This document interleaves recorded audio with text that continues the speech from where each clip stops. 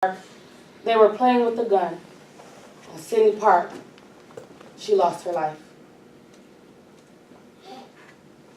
But what we heard today was that Hayden Durand saw the signs leading up to this incident, but she failed to act. We heard today that Jesse Durand got into fights at school. Jesse Durand had an interest in guns.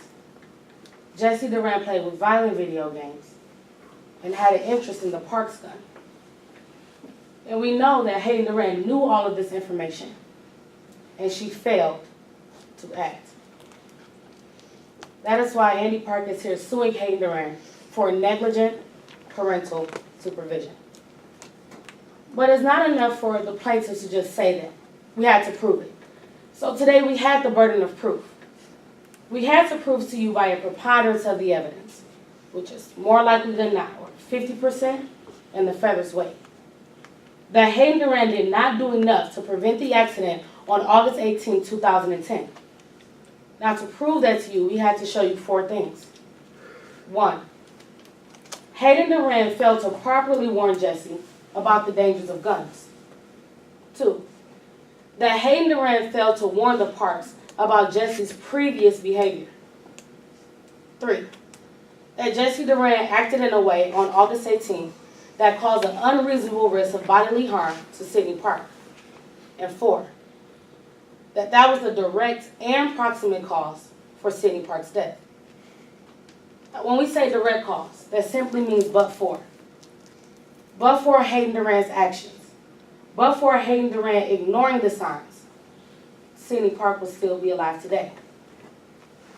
Approximate cause means foreseeability. Based on Jesse Durand's behavior before August 18th, was it foreseeable that something like this will happen? Now let's take that first element. Hayden Durand failed to warn Jesse about the dangers of guns. Now, you have Plaintiff's Exhibit 2. This is a statement that Jesse Durand wrote on August 18, 2010, right after Sydney Park was shot. You'll have this when you go back to deliberate. And it says, "No one ever told me how dangerous real guns could be.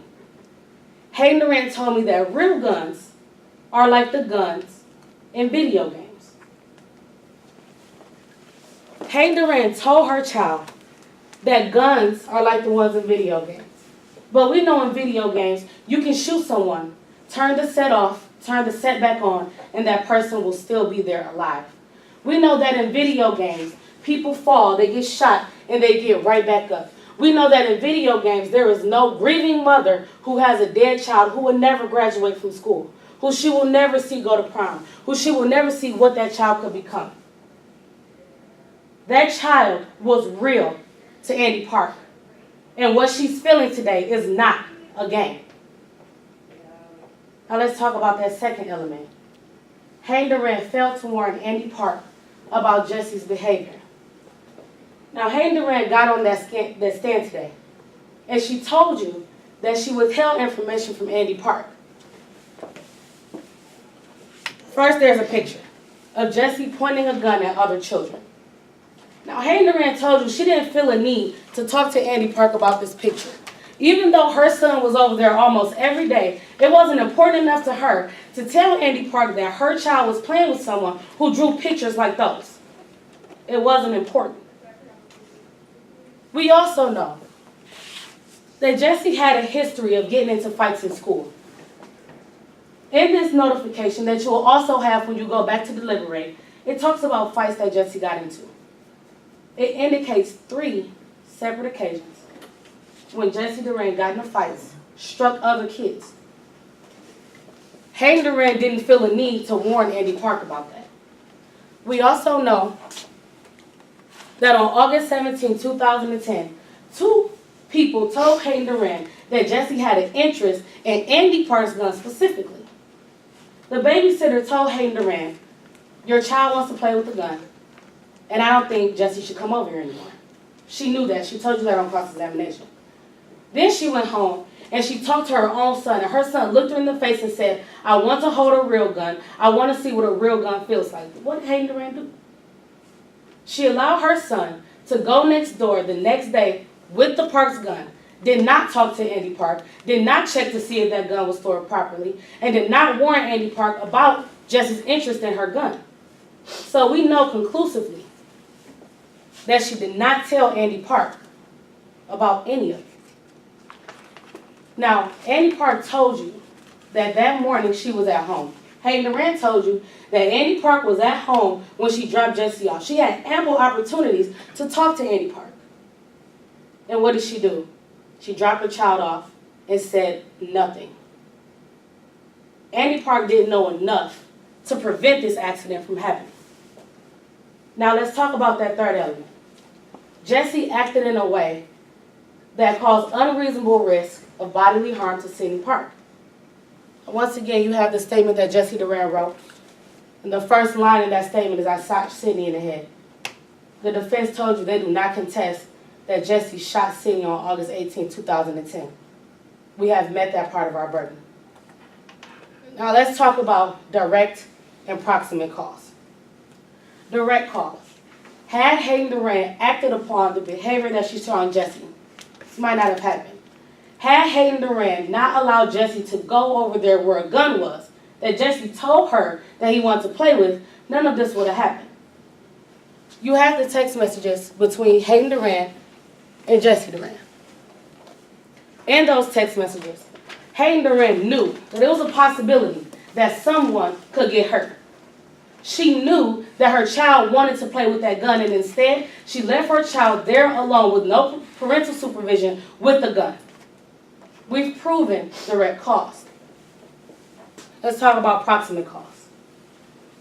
Could Hayden Durant foresee what could have occurred on August 18, 2010, based on Jessie's behavior? Now, the plaintiff is talking about what Andy Park didn't do, how she didn't store her gun safely, how she didn't act properly. But let's look at the two pictures the parents had and see who had more information to prevent this accident from happening.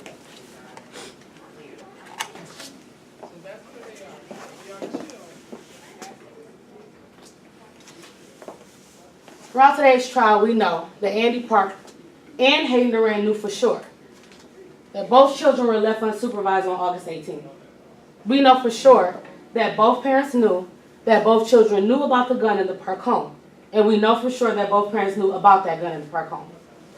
But now let's add the pieces to the puzzle that only Hayden Durant had.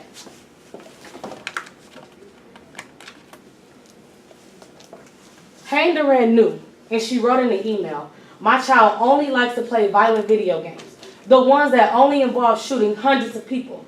And she told you she never told Andy Park that. We know that the fights in school that Jessie had, Andy Park never knew about it. Hayden Durant told you that, and Andy Park herself told you that. And Andy Park told you, had I known, I might have prevented Jessie from coming over and playing with my daughter.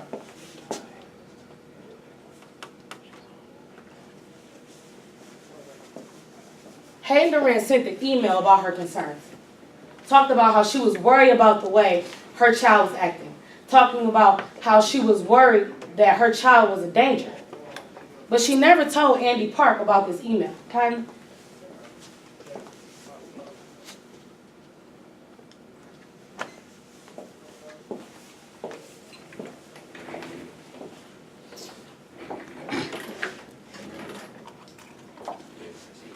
Yes, Your Honor. Before I proceed, may I approach the bench and get evidence? Would you like me to deconstruct the demonstration? Yes, thank you.